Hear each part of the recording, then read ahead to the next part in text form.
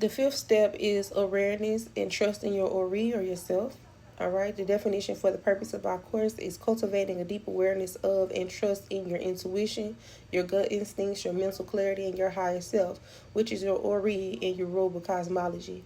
This is the internal compass and primary source of your guidance. The reason why it comes fifth is because only after establishing external safety, cleansing, protection, discernment, and hygiene can you clearly hear your own internal guidance without interference. This is your foundation before seeking external spiritual authority. The reason why is because you want to be able to discern who you're talking to, right? So, say for example, you do hear things internally, all right? You need to know the difference between, are you hearing guidance and communication from your ego, from your conscious, or from your higher self? You could also be receiving information and communication from your lower self, but you don't know if you haven't already made sure you are cleansing, you protect yourself from outside and unwanted forces, and that you can discern who it is that you're hearing communications from.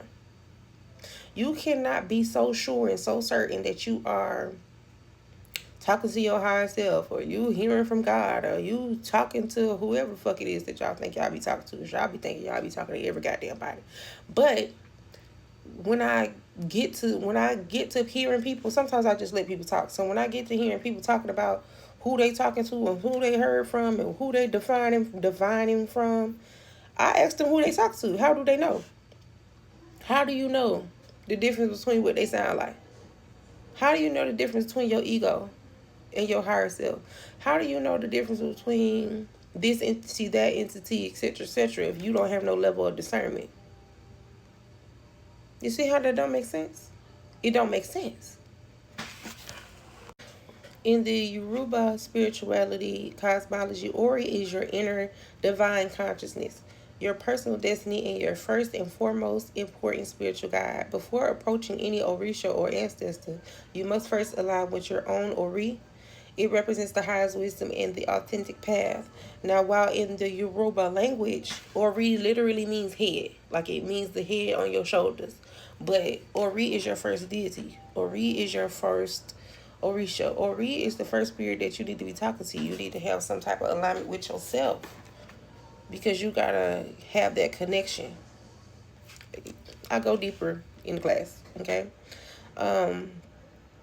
Developmental practices involving Ori is body wisdom, mental clarity, trust building, and Ori veneration, like prayers, offerings, and practices to strengthen your connection with yourself or your Ori. The sixth level or sixth step is personal relationship with God or the Most High, whatever you call it, whatever you call upon it.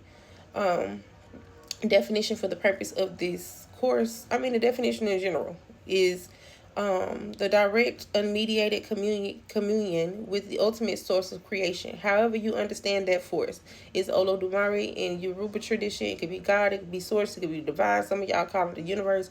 Whatever, it don't matter what you call it, as long as you know what the Most High is. The reason why this comes six is because you need the full protective foundation, which is the big three: hygiene and then Ori alignment, before direct communication with the divine. Not saying that you shouldn't be talking to God regardless, but it is important that you know who you're talking to. You could be talking to imposters. A lot of times people do be talking to imposters. We see too many evidence, too many circumstances where it's evident that people think they be talking to God and they do not. The same way you think you talking to God, them people who be going to shoot up schools be thinking they talking to God too. Them racist people think that God told them to do that. You see what I'm saying? You got to be sure. You got to be sure. Okay? Before the communication with the divine, without the safeguards, entities that are not the Most High can impersonate divine presence, leading to spiritual deception, harmful guidance, and even worse, spiritual psychosis, which is at its highest point, all-time high right now. Many spiritual seekers rush to communicate with God without proper protection or discernment.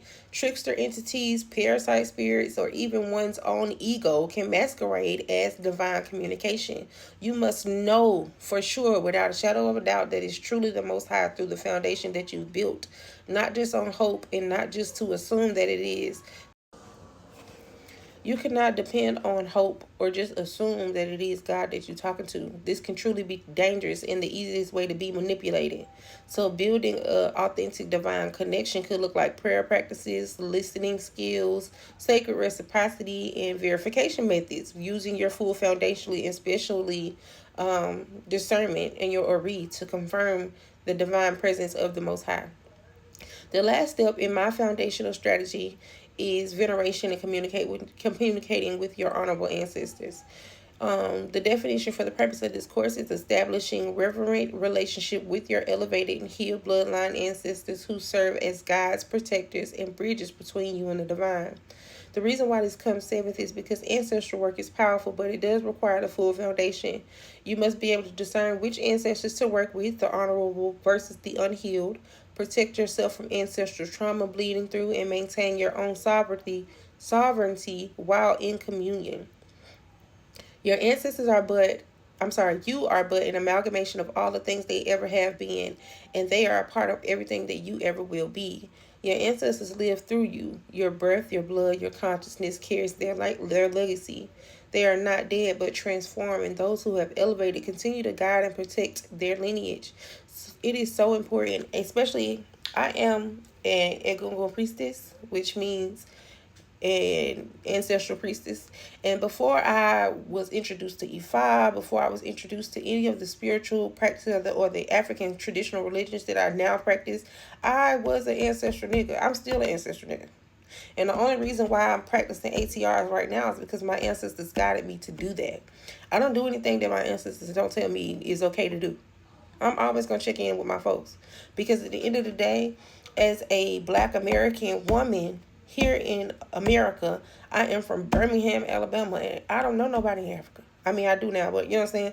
I don't know that I have bloodline lineage in Africa. So to know what Ifa tradition is or any of the other ATRs are, I know that those are traditional practices. Those are traditional lineage work type of things, and that I never wanted to disrespect or disregard the tradition and the ways that they are brought up into that. Some of these people, or most people, especially like in Yoruba land, not all of them, but you know what I'm saying, in Yoruba land who practice Ifa, they are born into this tradition. You know what I'm saying? So I always knew that it would never be a point in time where I just decide I want to talk to the Orisha, so I'm going to just start talking to them. Like, no, that may not be, I may not have permission, or it may not be my place to talk to them. It not be my place, and it may not be my path. It may not be in my lineage to work with the Orisha. So